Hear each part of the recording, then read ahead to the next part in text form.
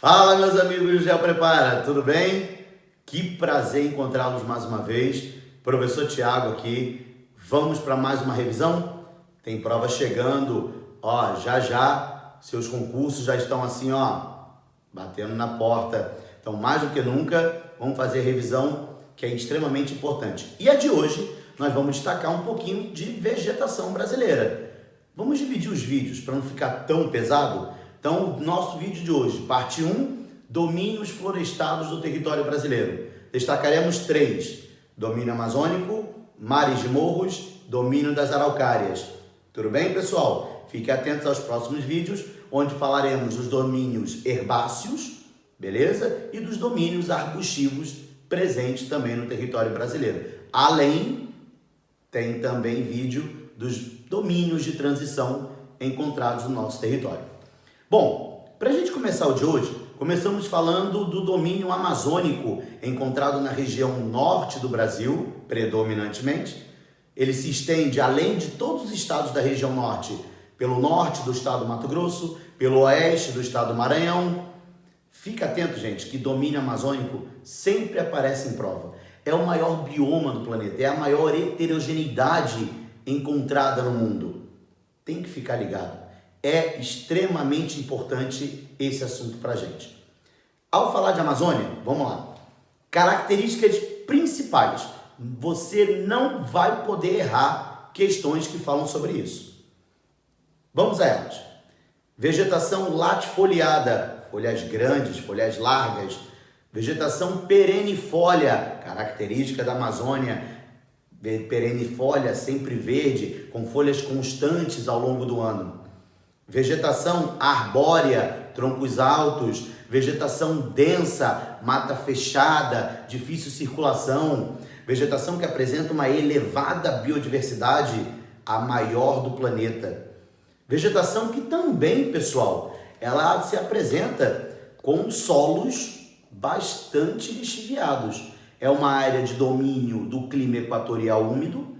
É uma área que tem a ação da principal massa de ar do território brasileiro, a MEC, Massa Equatorial Continental, grande responsável pelo aumento da pluviosidade na região da Amazônia brasileira.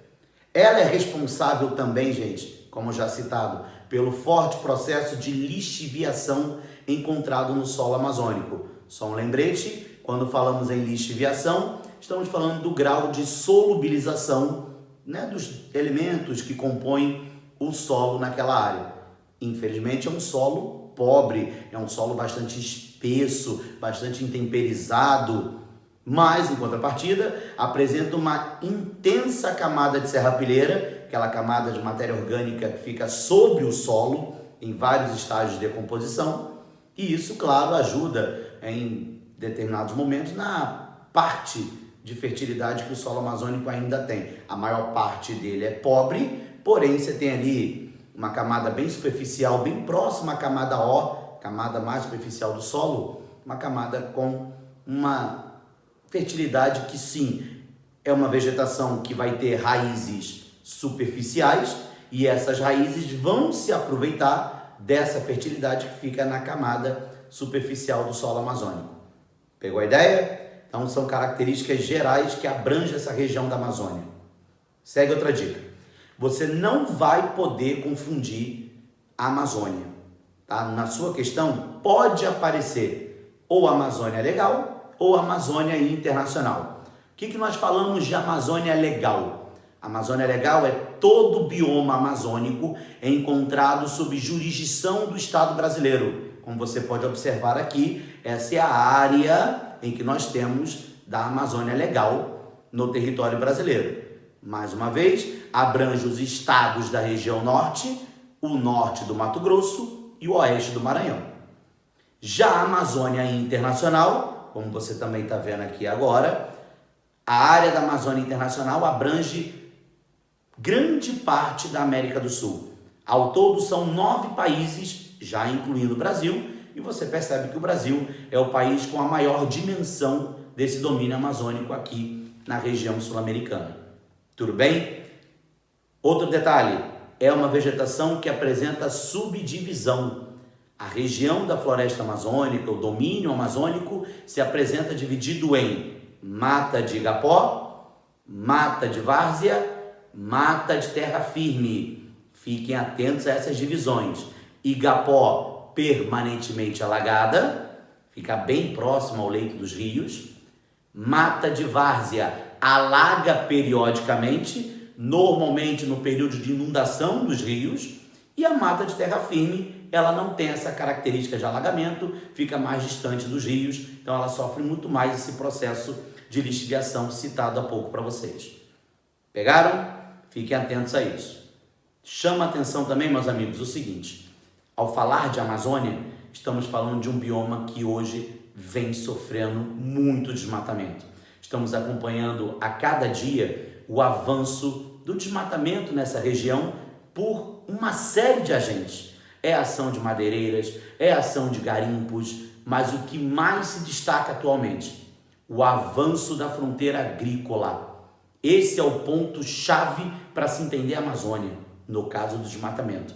O avanço da fronteira agrícola vem acontecendo com o avanço da produção de soja, de milho, o avanço da pecuária, e aí você tem a derrubada da floresta para a criação dessas áreas agricultoras e também da criação de pastagens, quando você tem um avanço da pecuária para essa região. Beleza?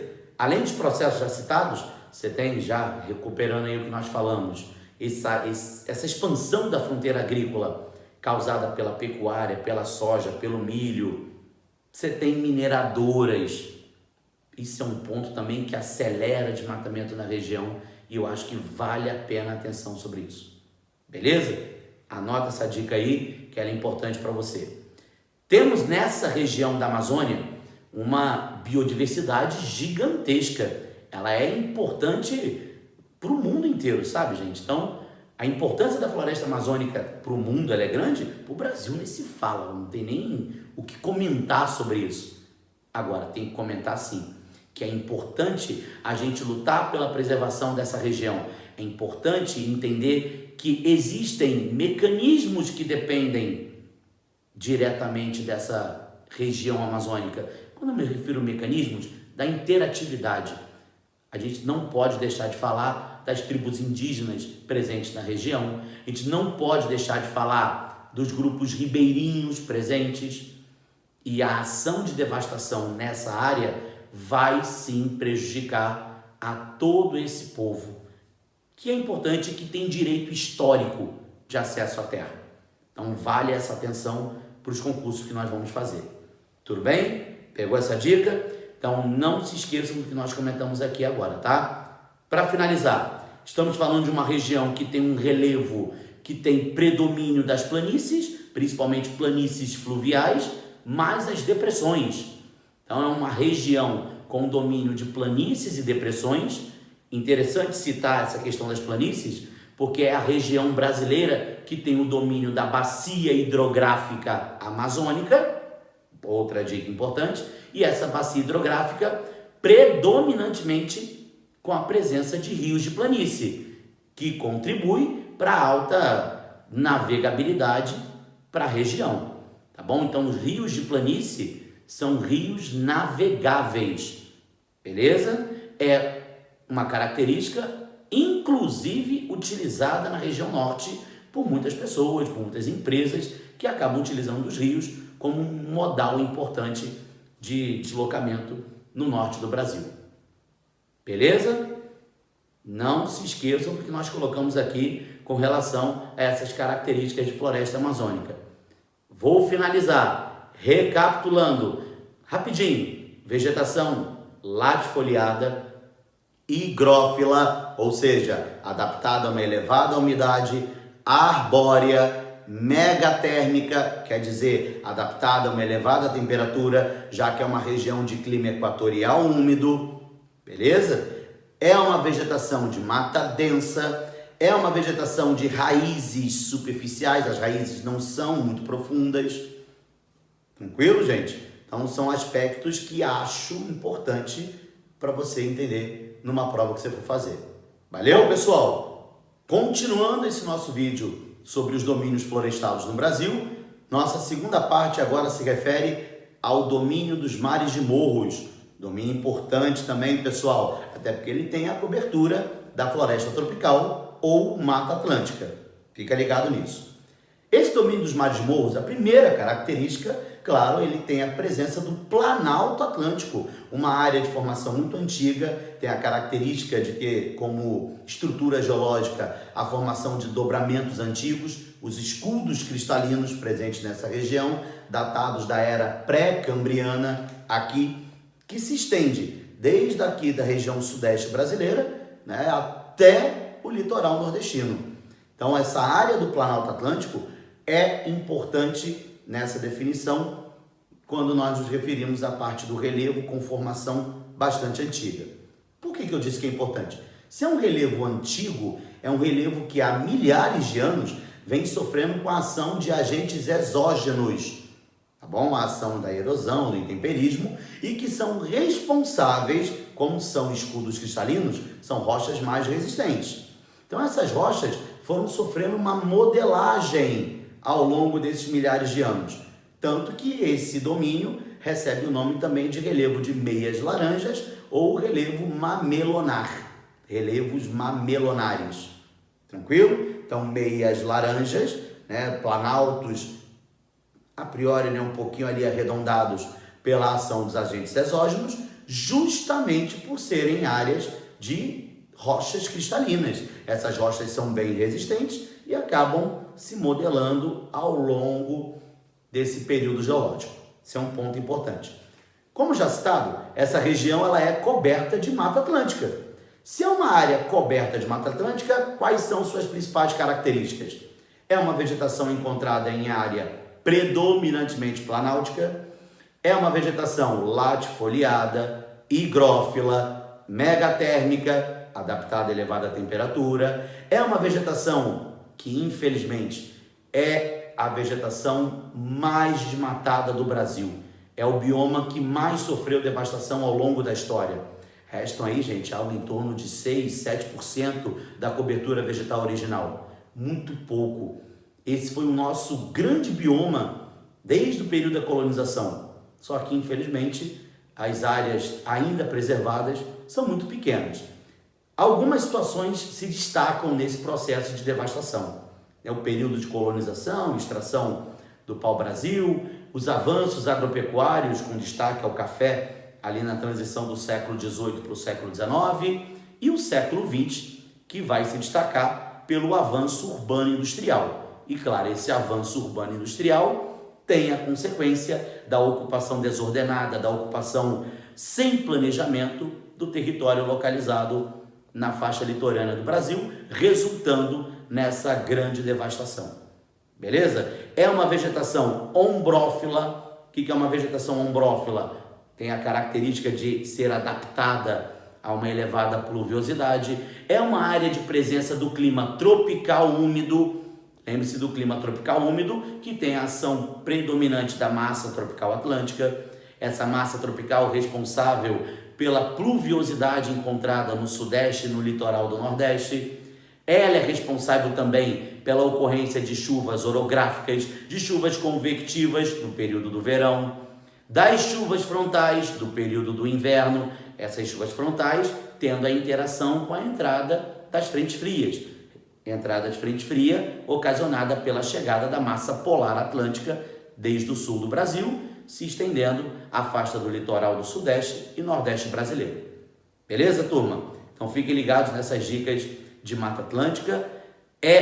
Um detalhe. Onde eu tenho mais preservação de Mata Atlântica? Qual é o estado brasileiro que consegue ter as maiores áreas preservadas, intactas de Mata Atlântica? São Paulo. São Paulo, mais a área do interior de São Paulo, hoje é a área em destaque na preservação de Mata Atlântica. Tudo bem? Fica a dica aí para vocês. Não se esqueçam do que a gente colocou agora. Beleza, turma? Já temos o próximo vídeo que vai falar sobre as matas, a mata das araucárias. Beleza? Já falamos de floresta amazônica, citamos aí aspectos gerais da Mata Atlântica. Próximo item, Mata das Araucárias. Até já, viu? Bom, pessoal, para encerrar o nosso vídeo sobre domínios florestados, esse primeiro vídeo sobre vegetação. Vamos fazer um resumo aqui rapidinho da Mata das Araucárias. O que eu preciso saber para a gente fazer uma boa prova e caso caia araucárias, você vai gabaritar. Eu tenho certeza disso. Beleza? Mata das Araucárias, domínio predominantemente encontrado na região sul brasileira. Beleza? Primeira característica. Agora, ela também é possível de ser encontrada misturada a outras vegetações entre o sul e o sudeste brasileiro, numa área de altitude, nos trechos serranos. Então, na área de clima tropical de altitude, para dar destaque para os trechos de serra, é possível encontrar também ali, misturada à Mata Atlântica, essa vegetação de araucárias, marcada pela presença do pinheiro do Paraná. Então, por esse motivo também, é que chamaremos essa vegetação, a mata de araucárias, de floresta ombrófila mista. Pegou? Por que mista? Porque você vai ter na vegetação de araucárias não só a presença de árvores que produzem frutos, mas como aquelas que também vão possuir as sementes nuas. Beleza? Então você tem a presença do pinheiro na área ali, na região norte do Paraná, sul de São Paulo, onde você tem a maior concentração, e claro, na região sul brasileira, na área do Planalto Meridional. Só que essa vegetação ela também pode ser encontrada misturada à Mata Atlântica, com destaque nos trechos serranos. Beleza? Então pega essa dica que a vegetação mata de araucárias também podemos chamar de floresta ombrófila mista. Lembrando que o termo ombrófila quer dizer que ela se adapta a elevada umidade. Sim, pessoal, bastante úmido. A área da Mata das Araucárias tem clima subtropical. Esse clima é bastante úmido, ele é úmido ao longo do ano, tem forte ação da massa polar atlântica, beleza? Então ali é comum a ocorrência das chuvas frontais. Durante o verão tem também a ocorrência das chuvas convectivas. Então isso traz a característica de vegetação ombrófila a Mata das Araucárias. Mas além disso, ela é uma vegetação arbórea, é uma vegetação esparsa, ou seja, ela já não é tão densa quanto a Amazônia e quanto a Mata Atlântica, beleza? É uma vegetação acicofoliada, onde as folhas são bem fininhas, no formato de agulha. Isso é uma característica da Mata dos Pinhais, que é outro nome que ela pode receber também, as araucárias. Aqui no Brasil, a gente pode chamar de floresta de coníferas no território brasileiro. É outro nome que a gente pode ver caindo em prova, beleza? É uma área que tem importância para o setor industrial, até porque é um bioma bastante devastado devido à ação significativa das indústrias moveleiras, fabricação de móveis, das indústrias madeireiras e das indústrias de celulose. Esses três setores foram responsáveis ao longo aí do processo histórico por um acelerado processo de devastação da mata de araucárias, que tem aí mais de 90% dela já devastada, claro, avaliando a cobertura original até os dias de hoje. Tudo bem, turma? Então não se esqueçam desses detalhes que são importantes para a gente, só ressaltando. Araucárias, rapidinho. Vegetação de clima subtropical, dominante no sul do Brasil, vegetação arbórea, acicofoliada, também chamada de floresta ombrófila mista, vegetação esparsa. Pegaram? São coisas essenciais para a gente poder acertar uma questão de vegetação de araucárias. Tem um detalhe. Essa vegetação, ela não é totalmente homogênea. A partir do momento que nós chamamos de floresta ombrófila mista, eu não posso chamá-la de totalmente homogênea. Mas, se compararmos com os outros biomas brasileiros, ela é a mais homogênea, pelo domínio das araucárias. Lembre-se, ela não é homogênea, mas é a que mais chega próxima de uma situação como essa. Já vimos provas que cobraram situações parecidas com essa que nós estamos colocando. Ela não é totalmente homogênea, tá bom? Ela é uma floresta ombrófila mista, mas por ter a presença forte da mata das araucárias, traz essa característica de, se comparada a todos os biomas do Brasil, ser a mais homogênea. Pega essa, tá, pessoal? Bons estudos, se dediquem, prova tá chegando. Ó, conta com a gente. Qualquer dúvida, qualquer pergunta, deixa lá na descrição. Valeu? Acompanha a gente, se inscreve no canal, dá aquela força. Contamos com vocês. Grande abraço, turma!